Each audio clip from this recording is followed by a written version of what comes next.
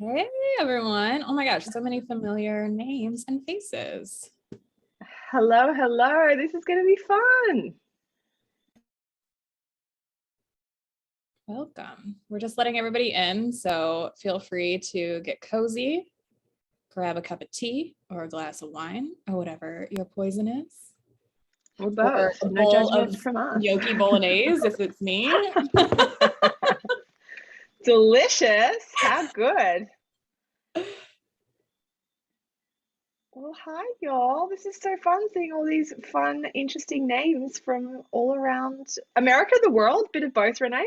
A bit of both. We are probably 90% American, 85, and then a smattering of Canadians, and then the rest are international. Well, nice to meet y'all virtually. What do you prefer, Maggie? Do you like people to keep their videos on? That's what we do for our book clubs. Feel free, keep your video on, children, dogs, spouses, friends, all welcome, PG-ish related content. So I can't subscribe to PG. Sorry, I've got a foul mouth. Everyone knows it. Okay, maybe it's going to be M15 plus, maybe a little bit of MA. I'll try to keep it to PG-13. I think that allows me one F-bomb. Yeah, I know. And I'm Australian. So for those of you who I don't know, my name's Maggie. Nice to meet you. I'm Aussie, but I do live in New York City. I've been here for 5 years. But sometimes the Aussie twang comes out. So hopefully it is translatable. Well, but this is going to be awesome. Should we go ahead and just kick it off? Let's do it. Alrighty. Oh, we got one more coming in. Okay. Here we go. And I'll monitor that. So hi everyone. If we haven't met yet, I'm Renee Powers. I'm the founder of Feminist Book Club. I recognize all your names though, but if we haven't had a chat, hi. I'm so glad you're here. And tonight we are joined by Meggie Palmer from PepTalkHer, and Meggie and I are both members of the 2021 Tory Burch Foundation Fellowship, which is how we met. Yes. 2 of the 50 woman-owned companies that were selected for this year's fellowship. So we've just been chatting over the course of the last several months and thought this would be a really fun topic to bring to the community. We're trying to bring more like community events to you all in Feminist Book Club, open to the public, open just to members only. So this is just kind of starting us off on that journey. So thanks for being here. And Maggie, thank you so much for offering your brilliant mind. Well, I'm excited. And listen, it was such a treat to meet Renee. It was such a privilege to be, I guess, announced as a fellow, if that's what you call it, for the Tory Burch Foundation fellowship situation. And it's been honestly such a joy. The whole program I have personally found very helpful for my business, PepTalkHer, which is focused on closing the gender pay gap. And so, of course, when I saw Renee, I was like, oh my gosh, I'm so excited to meet you. Staunch feminist, obsessed with books, have been since I was little. And we can talk about that all day, but my shtick now is the gender pay gap, helping you understand your value in market from a career salary perspective and helping you negotiate that, because it's not always easy, as I'm sure many of you can attest to. So I'm going to be an open book tonight. I'm happy to answer any and all questions. We can keep it super open. Send questions through in the chat. You can take yourself off mute and ask if you want, or if you want to send them through privately to Renee or I. We can ask the questions to the group and kind of keep it anonymous if you'd prefer.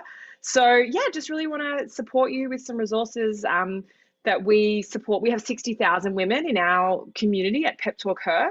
And then we also work with corporates. That's kind of how we make our money, is on the corporate side. So we support brands like Salesforce, DocuSign, whatever, LinkedIn, Microsoft, companies that are kind of wanting to get more females into their leadership pipeline and then retain them into senior leadership roles. So that's my whole jam. I want you all to get paid more money. Hell yeah. So can we back up? I would love to know how you got into this work. What is kind of your professional background? Yes. So I am an accidental journalist. I studied business in Australia and also journalism, and became a journalist because of a bad date, which is a whole nother story. But anyway, it was actually kind of a good bad date. I had a good ice cream sundae on the bad day. I do remember that much. But ended up spending 15 years as a foreign correspondent, So in Australia and then in London for the BBC World, CNBC, eventually went to the Financial Times in New York as well before I went full-time on PepTalkHer. But what happened, Renee, was I was a journo. So I was like, going to Italy, covering earthquakes in Nepal, flying into Syria. Well, we actually had to drive across the border into Syria to interview Bashar al-Assad. Like really interesting stories, meeting very interesting people. But as it turns out, I was paid less than the guys who sat next to me in the cubicles, which like virtual hands up if that's happened to you. Everyone's like, yes, me too, me too. And I would love to hear from you, by the way. If you need to vent or if you'd like to share your story or something that's happening to you now, let me know in the chat because I genuinely would like to hear your story because we know that it affects far too many women and we know that this problem is disproportionately worse for women of colour. So basically I was pissed off because I was paid less. So I thought you said something like, see something, say something. Did not go down well with the big media company. Let's just say that, Renee. Yeah, I was not very popular when I dared to raise the issue of inequality, shall we say. Mm-hmm. I'll chime in with my story. Please. I call myself an accidental entrepreneur. So I think it's funny you called yourself an accidental journalist. But I started my career in politics and government. I was working for members of Congress and I started as an intern, unpaid intern, which, we all know is now basically akin to slave labor. But now then I started my first position out of college. I didn't know that they were going to ask me, what my salary standards were or what I was asking for. And I was like, oh, 30,000. And they're like, okay. And I didn't know that I completely lowballed myself. The thing about the federal government is all of your salaries are public. And so, 3 or 4 months later into the job, I Googled my coworker, or I searched my coworkers on the public list. And lo and behold, I was in the district office in Illinois and my kind of counterpart, the guy who was in the same position as I was, office administrator in the DC office, was being paid far more than I was. And he had the same amount of experience. Like I had worked in congressional offices before. He hadn't, he was right out of school.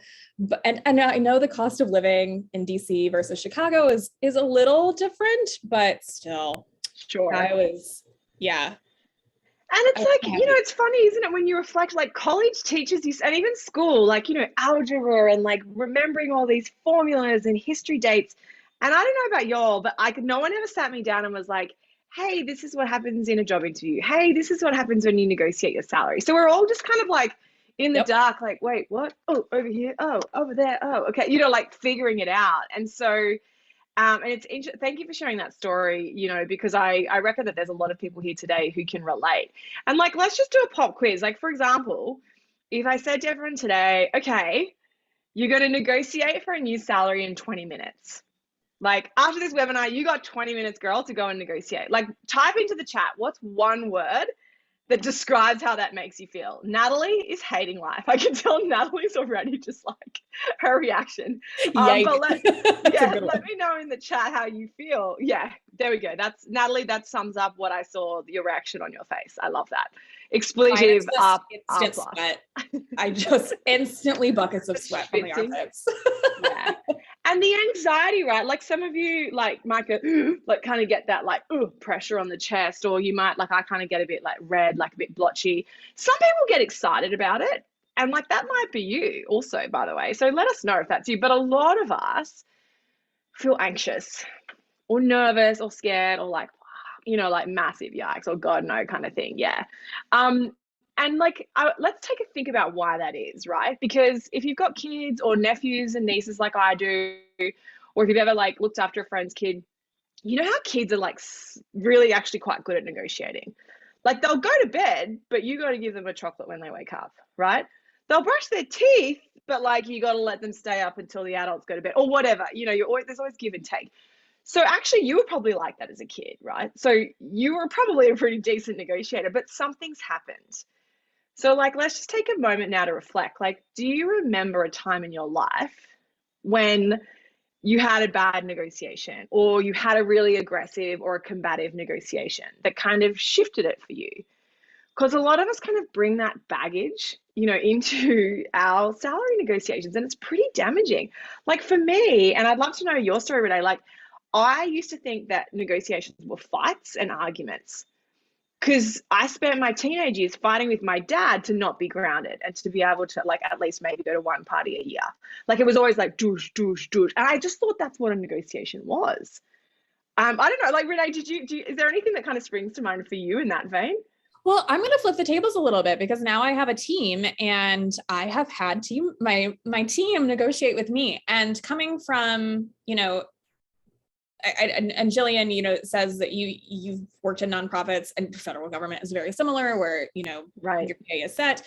What I pay my team is not set. It is up for negotiation. And the fact that when my team members came to me and said, hey, I this is why I think I deserve more. This is blah, blah, blah, blah, blah.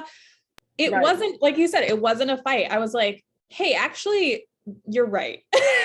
If it's not in the budget right now, let's revisit this conversation, right? In 2 months, in 3 months. And I think that, and you are obviously the expert, Meggie, but I think that setting the expectations, like, I'm asking for this, and I recognize that it's not necessarily going to happen right away, but I want you to know that I recognize what my worth is, and I expect to be paid more soon. And if not, I'm going to take my services elsewhere.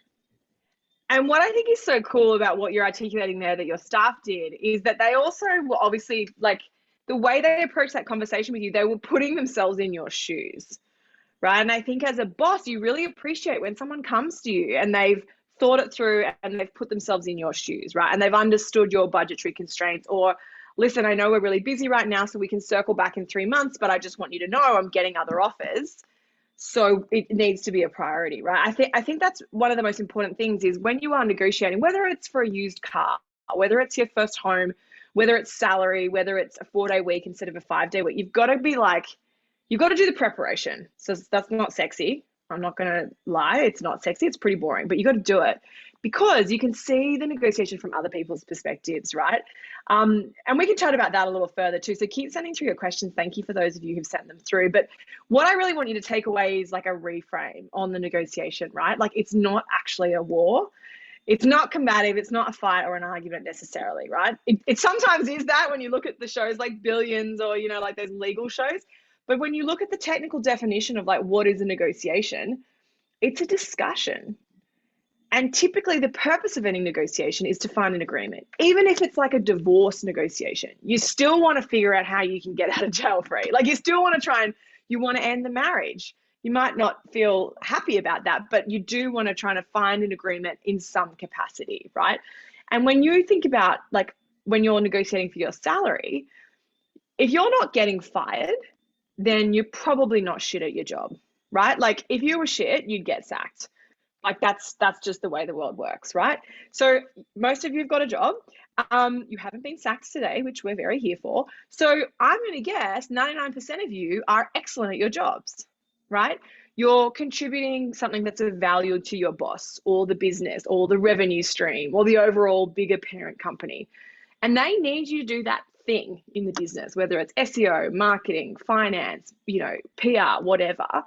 You are contributing. And so I want you to remember, what are you contributing?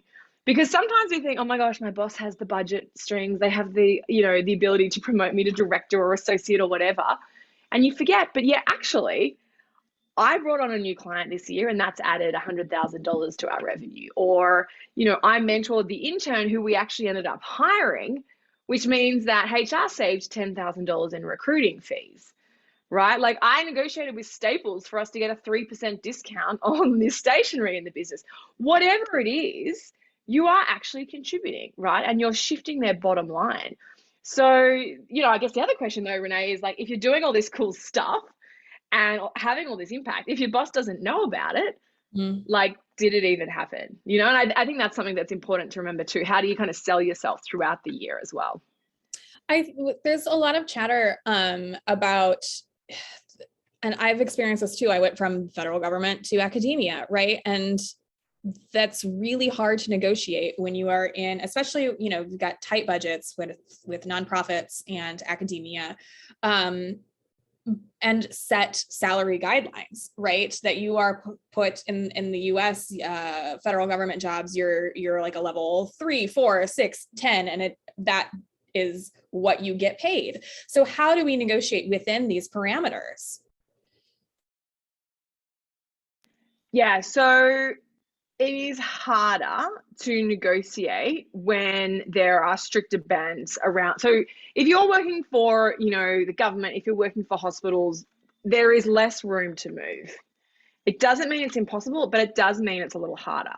However, the good news is when you work somewhere where there are clear bans and there are clear parameters, you kind of know a little bit more about the rules that you're playing within that game, right? When you're in the private sector, it can feel like the Wild West, right? Because you're like, I don't know, do I ask for 45 grand or do I ask for 85? Like, I legit do not know. Whereas at least when you're in government or a school, you're like, okay, if you've got 3 years experience, you're a band 3. If you've got 5 years experience, it's a little more stepped out for you. So, one of the things that we always want to maximize for is cash. Cash is king. It is amazing. It's queen. We love cash.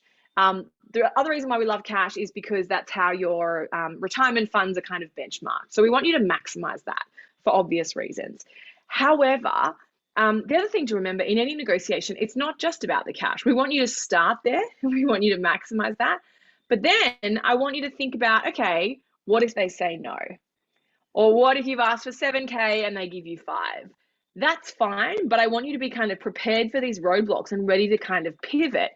And some of the things that you can do to pivot is, thinking about non-monetary compensation options, right? So let me know in the chat or just jump off mute. Like, what do you think is an example of a non-monetary compensation benefit? So you've got cash, you've got bonus, and more vacation. Yes. Hands up if you like to travel. I'm a bit of a beach bunny. More PTO. Totally, Emily. Right. Here's a random one. One of my clients works for a tech company. They pay for her dog's pet insurance. What? It's like $35 a month. So we're not talking like life-changing money, but still that's like, I don't know, $400 a year, which is post-tax money. So that's probably, I don't know, $600-700. Sure, why not? If they're going to offer it, why not? So, there's a spectrum, but yeah, like I used to negotiate as a journalist an extra 2 weeks of annual leave every year so I could go and visit my siblings. Yeah, so this is interesting. So Jillian's company makes you share hotel rooms. So you can actually negotiate into your contract that you don't have to do that. I've had clients that have negotiated business class flights when they're traveling more than 3 hours. Because obviously it's more comfortable, but then also secondly, sometimes you'll get those points personally that you can use for your personal vacay and stuff like that. So rather than, shelling out for a trip to Mexico out of your own cash, you can use the points that you've accumulated on the business's expense account, right? So thinking a little bit more creatively, and that's, not always possible. Not all of us travel a lot in our jobs, but there's other things as well. Like maybe you want to start at 10 a.m. every Wednesday because you go and help your grandma in the morning, right? Or maybe it's really important that you want to, drop your child at chess tournaments every Friday afternoon. So you leave the office at 3 and there's just an understanding between you and your boss, or it's written into your contract. So sometimes they'll pay for your car parking, or they'll give you like an unlimited Amtrak or train pass and stuff like that. And again, I'm not saying that this is enough for you to buy a beach house on the beach, but like if we can get 2 or 3 of these little benefits like douche, and add them up, 300 here, 400 there, 2,000 here, all of a sudden you're kind of increasing your compensation package by a few grand, which adds up. Or you could do things like, you could be like, okay, let's pretend you're working in the travel industry, like pretty tough. And let me know if in the chat if this is you. Would have been really hard to ask for a raise the last year or two, right? With all of the layoffs and the shutdowns. So what you could do, but you're probably working really hard because they have laid people off and maybe you're one of the only ones left on the team. One of my clients works for an airline, and makes me think of her. What she did was she said, listen, I'm happy to take on this responsibility because I'm happy to be a team player. I know there's no more money for salary increases right now. However, I would ask that we write into my contract that we revisit this in 6 months. And I would also ask that any new sponsorship deals that I bring to the business, that I get a cash bonus of 3% of the net value of those deals.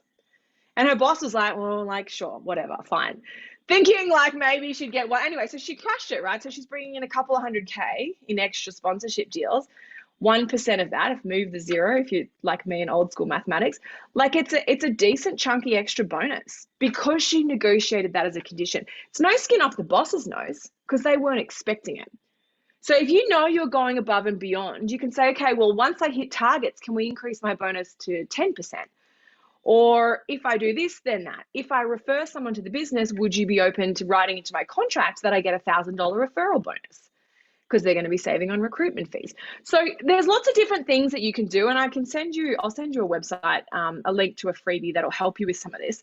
But the real point, Renee, I think is like, don't just like wallow and complain about how shit your package is or how bad your compensation is. I think that there are opportunities for us to actually steer our career and our comp in the direction we want it to go.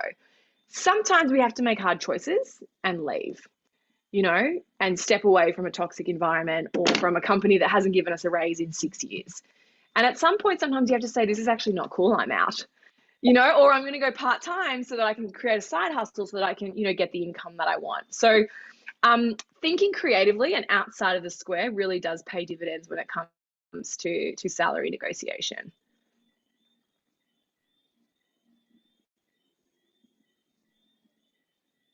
Got some great questions coming through. Yeah, our our community is very social justice oriented. A lot of nonprofit work, a lot of government work, a lot of academic work. Yeah. And Stephanie, I hear you. I have done the exact same thing. New job with a pay cut to get out of a toxic environment. There's no negotiating out of a toxic environment that I have found. And maybe your mileage has varied, Meggie, but that's how it's been in my experience. I've done the same thing too, Stephanie. And for me, you know, I hope that if you haven't thought about this, it's something that's worth thinking about. Like, what are your non-negotiables in your career? Like for me, there's a couple of values things. And if someone crosses the line, like I'm out. I can't work for those sorts of leaders. I can't put up with those certain behaviors. There's been 2 instances where I've left.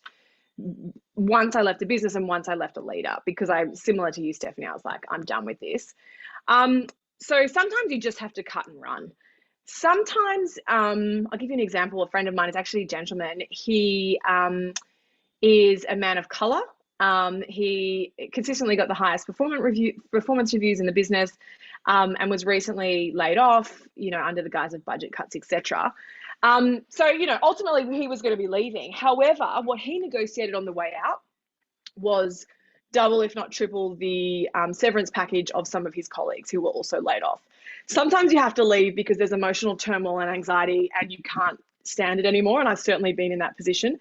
Sometimes if you were a victim of assault or of abuse within the workplace, sometimes if you are emotionally able to have a conversation with HR, sometimes you can actually increase your severance, or you can get a severance for leaving the business and things like that. So it kind of depends how strong you feel at the time, because I know some of these circumstances can be incredibly traumatic.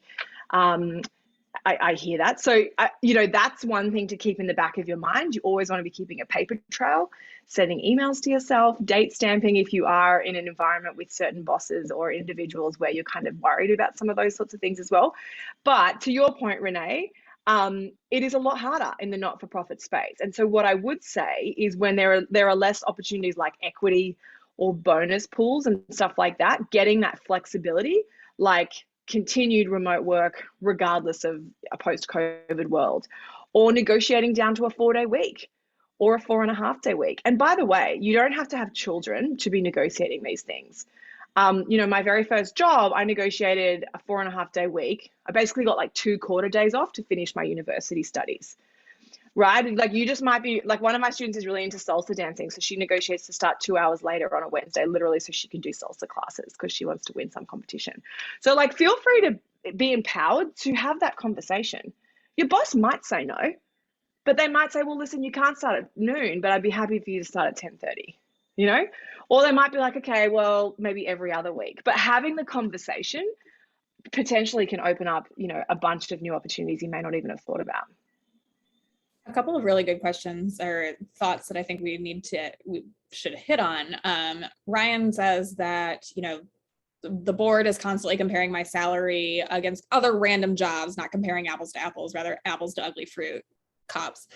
And Jillian brings up the point that us child-free folks kind of get the shaft a lot of times, that we don't need the time off. We don't need the raise. We're not raising a family. And I use scare quotes and all of this as a child-free person. Like, I have a dog. He's very expensive. He's very delicate. And you love your dog dearly, obviously. Exactly. And I think, and I hear that, and I think, listen, the workplace, of course, needs to cater to people who need it, right? And I think a lot of the times families are in need of those flexible arrangements, but there's no reason why you have to have a child to ask or be given flexible arrangements. As I said, I was 21 and I got a 4.5-day week so I could finish college.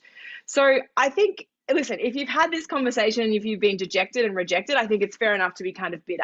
If you haven't had a conversation with your boss, I would encourage you to think about, stepping into that courageous conversation to start with, because who knows what they'll say, and I think what's important from your boss's shoes, going back to that image of putting yourself in your boss's shoes, what does your boss need? They need you to be amazing. They need you to get your shit done, and they need you to stay within the business because they don't want to lose you. They can't be bothered to recruit. That's annoying. Okay. You want to stay, but you only want to do a 4.5-day week or whatever the case may be. You want more money. They can't give you that. So, this is the reasons why you want money. This is the value you've been adding. This is the market value. By the way, there's never been a better time to look for a job, which we can chat about. You can command more in market. You'd rather stay, and here's what they can do to help you stay. So again, if we can approach it from a perspective of agreement and trying to just open the conversation and say, listen, we don't have to make a decision now. Let's just ruminate on what this could look like. If I can guarantee you none of the clients will notice that I'm not in on a Thursday, would you be open to it? If I could delegate my email to Ryan on that one day of the week, or to Sally that one day of the week, would you be open to it? If I could come up with a job share or something, like creating alternatives and solutions for your boss so that when they see a problem, you've got a solution. They see a roadblock, you've got a workaround for that. Like kind of doing some of the mental gymnastics for them. I'm going to pop a link into the chat as well. And Ryan, this might be helpful for you. I've got some other resources that are specific for not-for-profit. So let me pull those up too. The H1B database is very helpful. Has anyone seen that one before? Okay, so basically like American companies, if they want to sponsor someone from Australia, New Zealand, China, Taiwan, South Africa, they have to lodge that with the government. This person is amazing and this is what we're going to pay them. So all of that pay data is publicly available. So, you can get on there and you can search Google, you can search JP Morgan, you can search Nestle, whatever. You can search different brands and you can search job titles and it will tell you their salary bands. So this is up to date, literally like up to date data that you can see. Keep in mind, sometimes people that need visas are paid at the lower end of the scale because they have less leverage because they need the visa. So there's a bit of, but it can sometimes be helpful for a benchmark. So Ryan, you might be able to take a little bit of a look at this as well. And I think when you've got a board or an executive who's throwing out unreasonable comparisons, it's on you to control that conversation and say, I'm just going to stop you right there. My role is incredibly different to X, Y, and Z. Here's some data that I've prepared that I think is more comparative. A, B, and C. I'm going to email it across to you. Why don't you all take a ruminate and let's circle back on this next week so that we can come up with a conclusion that's really going to make me feel valued and make you as the board feel very confident that I am committed to this organization for the long run. And I think the Great Resignation means for people like PepTalkHer, my company, like the Feminist Book Club, it's really tough to recruit right now, especially for big companies. It's really tough. Good bosses know that. And so they know that to keep people for the next couple of years while there's all this upheaval, they're going to have to think outside the square, right? And I want you all to be able to take advantage of that. And as a business owner, and I'm sure you're feeling this too, Meggie, I am a little on edge by all of the opportunities that are out there that I know my team would be great at, and I cannot compete with the salaries, right? So, I think a lot of bosses are on edge right now, just kind of waiting for that shoe to drop because there are so many good opportunities out there. And I would be remiss if I didn't, sweeten the deal to keep the people around. Well, I think that's right. And, Stephanie's made a point here saying that the only negotiations they've had has been when they've had other job offers. So you've sort of hit the nail on the head there, Stephanie, as well, is the reality is leverage counts. Like, I wish we lived in a world where pay and salary was transparent, it was equal, et cetera, et cetera. And I hope that we get there. I'm also not going to hold my breath for the next 100 years, and I'm also a realist. So while we are waiting for pay equity to catch up and for employers to catch up and policy to catch up, you have to be your own best advocate. You really do, and you need to talk to a recruiter once a year. I don't care if you got the best job in the world, you got to talk to a recruiter once a year because the market changes. If you're a data analyst, for example, like your salary expectations have probably gone up 30 or 40% in the last couple of years because there's just not enough supply. For example, certain sectors of the not-for-profits, my partner, my fiance works for a large not-for-profit. They are really struggling to recruit right now because corporates are coming in with massive paychecks and attracting away people who have been attracted to social impact work, and they're going to go and take the money for a while, right? And you often can't blame them. So these social impact companies and these not-for-profits are trying to think, what can we do to retain those staff, right? So there's ways you can raise that with your board if you're in a not-for-profit situation and sort of Trojan horse it and say, hey, listen, I'm concerned about staff turnover. You can sort of like breadcrumb your way into what you want by couching it as, this is a problem for me as a leader, or my team are leaving in droves. I'm concerned, how can we help support them? So you can kind of lay the foundation so that in 3 weeks or 4 weeks, when you talk about your comp, it's not coming out of the blue as well, right? So you kind of need to be a little strategic in how we communicate some of these messages ahead of time as well. That's brilliant. And it almost feels manipulative, but it's not, it's strategy. And I think that women and femmes especially are so, we're socialized not to have that long-term strategy, right? We're socialized to kind of be compassionate and not make waves and not stir the pot. But that's not doing us any service. But if we can frame it as, hey, put that bug in their ear. Hey, I'm worried about, team retention. I found this really cool perk that I think the team would really like, right? You're just being a team player. Ooh. Such a team player. And, your point is a good one, Renee. Like, I think it's frankly bullshit that we do have to couch things differently. And we know that when women negotiate, we are judged differently and more harshly, by the way, by women as well. So we know that women leaders actually are very harsh at discriminating against women when we negotiate. Men discriminate against everyone, but women we're harsher on ourselves statistically, which is very interesting. And again, we could unpack that all day, but we know what the research and the statistics tell us. And so if we understand the statistical proportion of the fact that we're probably going to experience a little bit of unconscious bias or discrimination because of the way that we negotiate, unfortunately, in my opinion, we have to negotiate in a way that is going to get us the best possible outcome. I wish we didn't have to be talking about this rubbish. I wish we could be talking about, solving the planet and climate change, etc. But this is something that's really passionate and it's really important to me. And we know that women succeed very well in negotiations when we negotiate collectively.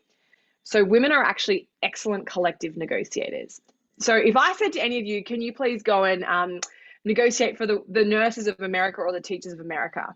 I reckon you'd all crush it. Like, you'd be like, oh my goodness, yes, they're amazing. Like, I've got this. Like, they deserve so much more.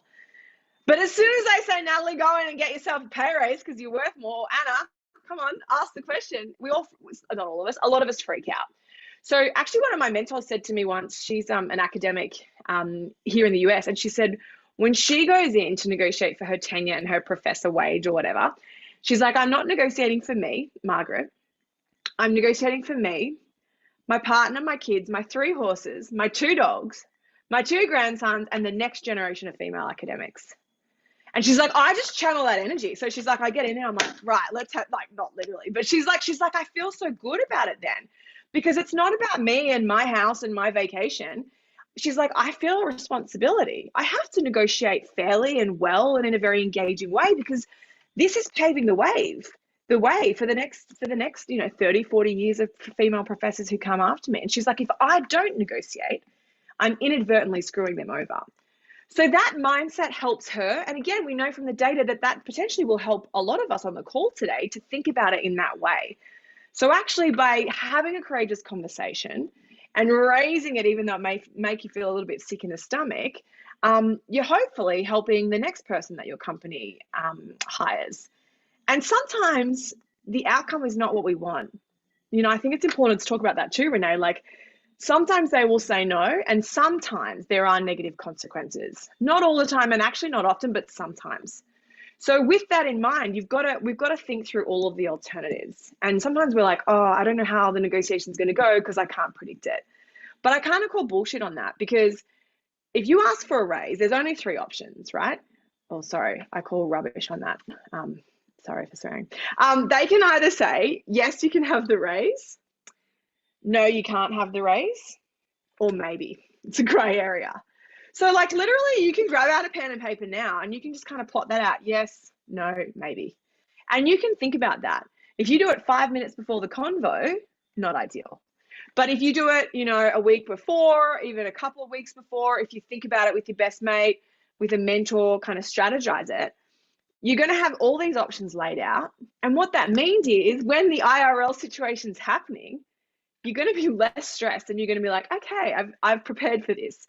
I've had this practice conversation before, and your brain has been trained to already kind of overcome some of that anxiety and kind of those fears that come up for a lot of us.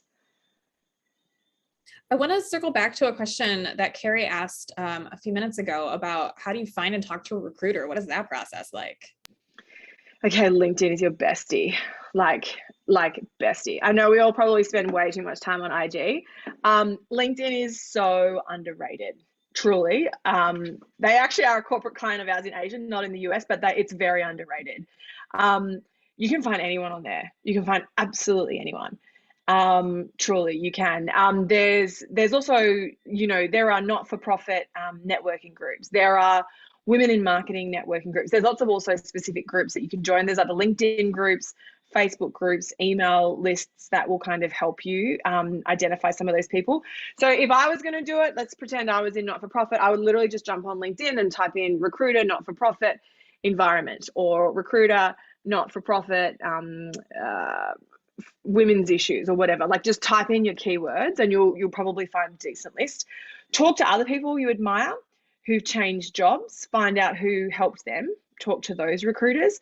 And also cold outreach. If you're like, I would love to work for the Women's Prisons Association, just like LinkedIn stalk 4 or 5 people, no actual stalking, please, virtual only, and send them a message, send 5 or 6 messages. 2 of them will probably write back. Most of them will probably ignore you. That's fine, because you'll get a couple of people who will write back. And then just say, hey, listen, like, you're working at my dream company, like, it's on my vision board for the next 2 years. Would you be down for a 10-minute Zoom, just trying to work out who does your recruiting, who I should kind of be starting to build relationships with. So there is an element of kind of like, there's a bit of work that has to go into it. Do you know, like, you can kind of sit around, and once you've got relationships going and people looking out for you and all that kind of stuff, you'll start to have opportunities flowing, but you have to put in a bit of groundwork to start to get some of that stuff going. Nice to virtually meet you, Ryan. Yes, Carrie, you should probably get on LinkedIn, and you're welcome to connect with me and Meggie on LinkedIn. Yes, we would love to. Come and say hi. And in our Feminist Book Club community, there are so many incredible people in our community that I think would be so willing to have that conversation, or who have made that career change, including myself. So yes, say the same thing in the private message. Excellent. Yeah, and I think the Feminist Book Club, like we use Renee's services for our corporate gifting. It's a godsend. We're obsessed with the product. We're obsessed with the brand and the community. And like, the thing about community is people in this community want you to succeed. Renee wants you to succeed. I know you now, so I want you to succeed. There's people that are cheering for you. Like they really are. And sometimes when you're having a bad day, you're like, this is the pits. My career sucks. What's happening? But if you can have one person, you know, on speed dial or just kind of in your life who you can connect with once a quarter and touch base, you know, and start to kind of chat about some of these things, starting to talk about money is something else that I want to challenge you all to do this week. I want you to have a conversation about cash.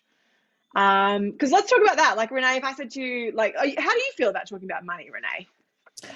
So I have a very complicated relationship with it because I feel like I came up from a blue collar family and in like a semi-rural area, and I'm found myself in kind of a more upper middle class lifestyle now, and it's so fucking weird.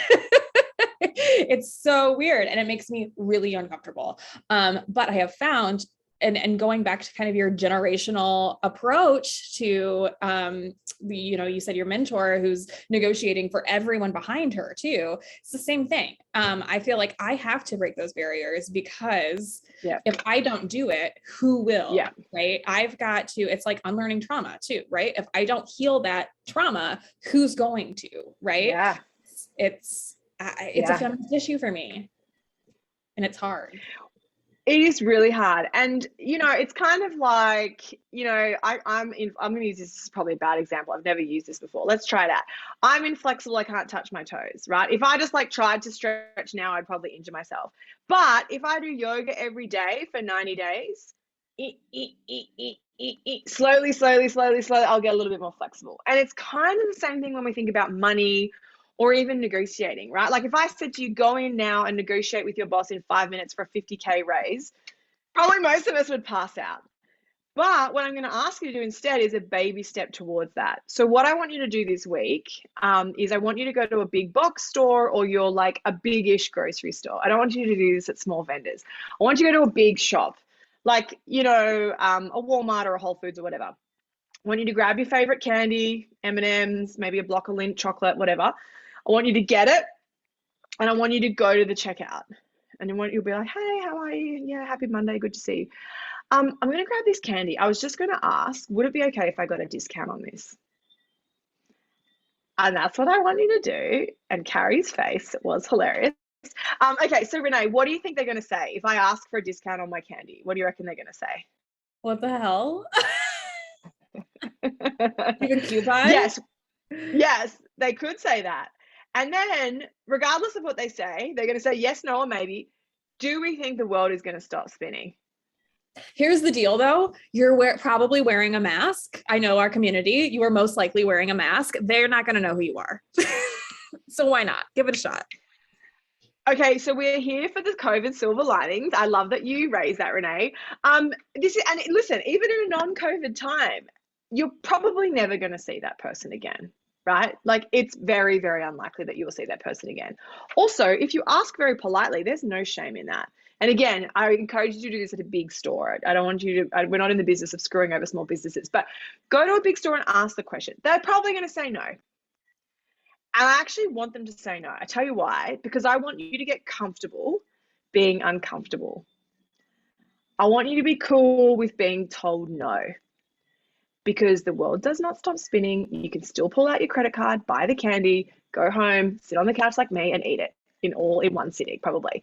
This is kind of like when we think about, you know, we built an app, the PepTalkHer app, which is like going to help you track your career successes. And a big part of the reason why I built it, and we worked with a psychologist, it works on the nudge theory, which is like, it's very hard to change behavior from here to here overnight. It's just really tough. It's like when you're trying to talk to your really bigoted uncle and try and convince them to be a feminist. It's really tough. You can't do it on Thanksgiving. But maybe over 5 or 6 years of them following you on Facebook and following you on Instagram and having a nice conversation and meeting your friends and coming to see you speak and, you know, going to a play, like maybe you can shift their mindset over time. And it's the same thing when we think about getting comfortable with negotiating. You're not going to be perfect tomorrow. You're not going to get rid of all that anxiety tomorrow. But we can start in low consequence situations like a Walmart or whatever. I had someone who asked at Zara the other day, one of my students, and they were like, we have a 10% student discount. She's like, I'll take it, please. Thank you. So sometimes they say yes. But again, she's training herself. This student of mine, she's teaching herself it's okay to ask. I don't really care what they say as the answer. I don't actually care. but it's okay to ask. It's okay to ask. It's safe for you to ask. And that's something that's really important. I really want all of you to walk away remembering that. I'm really glad that you said, go to a Walmart or a Whole Foods, because I put in the chat, I get at least 3 emails a week of people asking for discounts on our business, which is already, as discounted as we can make it. And do I ever say yes? If they are offering some sort of promotion for us, yes. Otherwise, I say, yeah, get on our email list and you'll be emailed when there are sales. And I think that's a really, it's a really interesting point, Renee. You'd be surprised at how many people do ask. And if Walmart gives you a 10% discount on the M&Ms, the world is really not going to change for them, right? And that's why I say go to a big box store. I don't want you doing it at small stores. You can if you feel that that's necessary, but for the purposes of this exercise. But it's just sometimes, and some of you might be like this, if you ever go to a restaurant and they bring out the wrong meal, a lot of people don't ever want to say anything because they don't want to be rude or high maintenance, etc. And I understand that. And sometimes you're like, oh, this is actually going to be delicious anyway. But also you want to be sending your brain a message subconsciously that it's okay for you to ask. You can be very polite. You don't have to be rude. You don't have to be an aggressive Karen or whatever. But it's fine to have and it comes back to this definition of negotiation as a discussion. And you're really just trying to find an outcome, preferably one that both sides, are relatively happy with. Natalie, I want to know why you would never say Natalie's comfortable with the word no because she heard it a lot as a child. Do you think that, go for it. Yeah, let's hear it. So I'm an outgoing person. I am the token extrovert. But if you were to give me the wrong food at a restaurant, barring that it's something I could probably eat, I would eat it. The thought of pissing off a cook or a chef or being the cause of a waiter getting reprimanded by their boss because of me. Are you kidding me? And then I would probably still tip them 20% because I would feel bad if I sent my food back. Yeah. I was at a restaurant and my boyfriend was like, you got the wrong food. I said, no, honey, it's okay. And the waitress hurt him. And she's like, oh my God, I can bring you a new one. She's like, I'm so sorry. And I'm like, it's not a big deal. I can pick around. It terrifies me because I know these people are doing their jobs. And so I'm like, they're doing their best. They might I'm not the most important person. The world does not revolve around me. No. And so I'm afraid of getting somebody in trouble. It's I wouldn't even ask for a discount. Yeah. Because are you kidding me? Okay, so let's unpack this, Natalie. So if you're at Walmart and if you ask the checkout person at Walmart if you could have a discount on some candy, do you think anyone will get in trouble? I mean, no. If I don't throw a fit, which I wouldn't, I'd end up giving them $5 to be like, no, you wouldn't. Yeah. You can keep the candy. And listen, you can choose your scenarios and you don't have to send the meals back because I understand what you're saying. There's a flow and consequence sometimes in those situations. But you can also say, hey, listen, I'm actually really happy with the bolognese, but just so you know, I was looking for the vongole, but I just wanted to let you know I'm actually totally fine with this. Just let's just keep it between us. Maybe you could start to do some things like that so that no one's getting in trouble, but you're sending a message to yourself, right? Or do it at the Walmarts where no one's going to get in trouble and you're going to be super polite. You can find a scenario that works for you because I want you to it's brain training. It's if I want massive biceps, I got to do this at the gym every day, right? Douche, douche, douche, and slowly I'll get ripped. And it's kind of the same thing when we think about it is okay for us to ask. It is okay for us to have a dialogue. And the waiter could have said, no, actually, you did ask for the bolognese. And then your friend might be like, yeah, no, you did. But oh my gosh, I'm so sorry. I'm mortified. Totally fine. Absolutely no issue. Because sometimes we get it wrong too. But it's okay to engage in a dialogue. And if your intention is one of a conversation and discussion and not an argument or a fight, then you're going to have such a more positive response to that sort of framing. Yeah, I think for me, I worry about making others feel bad or have to go out of my way to like. Let me push back on that as a former server in a restaurant as well. When a customer said, "Hey, you gave me the wrong thing," if they're kind about it, it's providing a learning opportunity for me too, right? Mm-hmm. That, oh, okay, you're kind about it. Shoot, what did I do wrong, right? I want to know if I've entered the meal in wrong, if I, wrote something down wrong, if it was communication with me and the line cook, or if it's just, I just really fucked up. Like, I really want to know that. And so I would rather be told something was wrong as a server.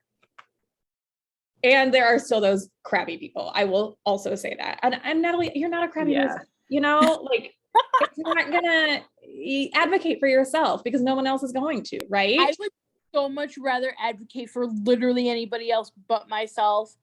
Literally anybody else. You want me? Yeah, but you deserve it too, and that's what this is all about: is asking for what you deserve. You deserve your gnocchi bolognese. Yeah, I was like, so like I'm listening to this and I'm going, holy crap! I'm like an outgoing person. You would think I'd be the first person to negotiate. Are you kidding me? Absolutely not. I know. Like I saw. But this is helpful. So this is helpful though, Natalie, because if you know yourself, that's half the battle. So this is something that you have to work at. And maybe your friends are like, listen, I prepare the night before. You're like, oh no, I got to prepare a month out. I got to put aside 1 hour every weekend for a month and I'm going to prepare, because you know that this is a muscle. It's not super strong for you yet. It's not up here. It's not Arnold Schwarzenegger vibes yet, right? Like it's down here, kind of like my rubbish muscles. So you know that this is a muscle you have to work on, and that's power. Because if you understand that about yourself, understanding our strengths, our weaknesses, our fears, our anxieties, powerful. Because you need to do practice conversations. You got to sit down with a friend for a half hour and do a practice Zoom. You got to sit down with your cousin and ask them to grill you. I used to get my dad to try and make me cry in practice negotiations because I knew that my boss was an asshole and that's probably what would happen. And I didn't want that. So I had to practice. So I got this kind of armor so that I could start to pivot the conversation so that I wouldn't cry, right? But I had to prepare because I have a weakness around that, right? It's something that I need to work on. So perhaps this is actually a blessing for you because you're so much more aware of it now. Oh, I mean, we can talk about my flaws all day. No, we're just a hype squad here. Let's talk about how cool your glasses are, because I was gonna say amazing. We're just 100% hype, like no flaws. That's not what we do here.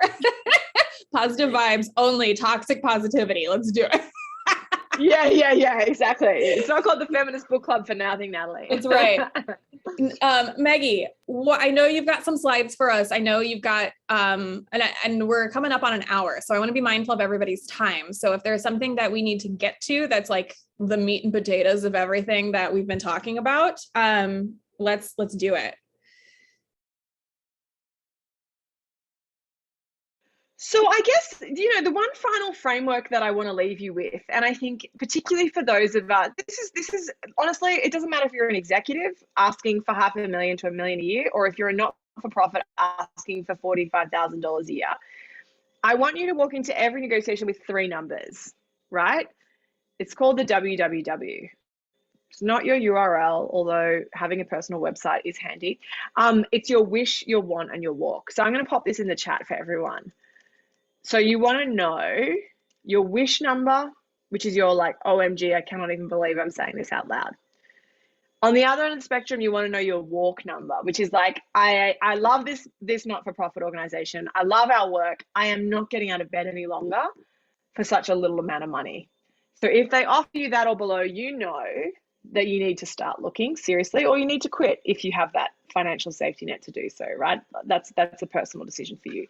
And then you got to know what your want number is. And that's a dollar figure that kind of sits somewhere in the middle, right? Where you're like, this is a fair amount of money. I'm pretty stoked to go to work and work hard for that.